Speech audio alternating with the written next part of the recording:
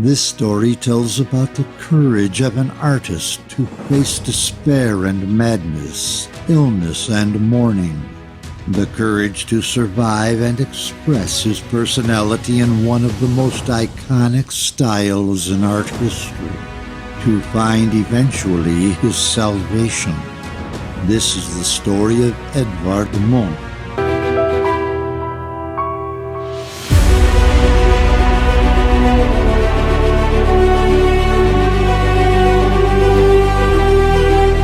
He was born in Loten, Norway in 1863.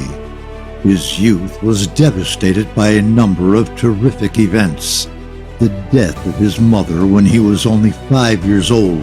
His elder sister died when he was 14. His younger sister, Laura, was a victim of mental disease. His brother Andres died in 1895. This series of events brought him to the vision of his life as destined to illness. I came into the world to be sick. The snow froze my roots.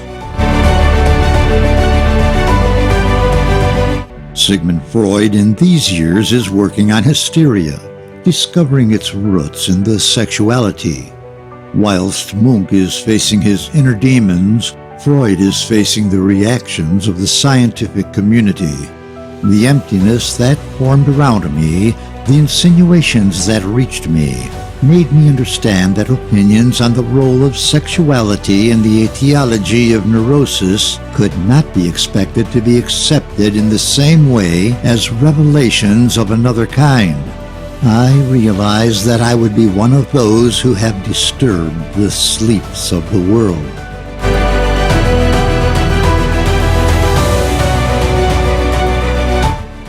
A psychoanalytic view on Edvard Munch should attempt to understand the deepest roots of his personality in order to determine how the severe traumas of his infancy impacted on his overall balance.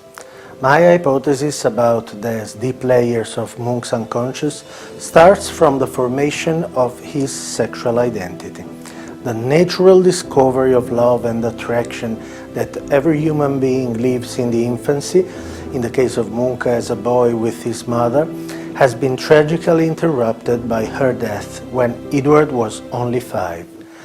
This early loss of the mother has reasonably created in Munch the intertwining between libido and death.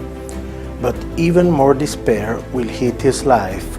When he was 15, his elder sister Sofia died.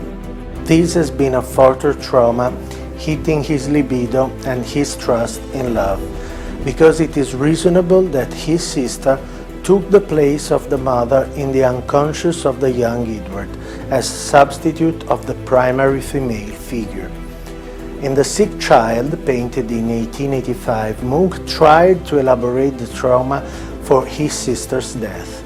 These tragedies represented an inhibition to a joyful sexuality in his adult life, leaving much room to anxiety and distress.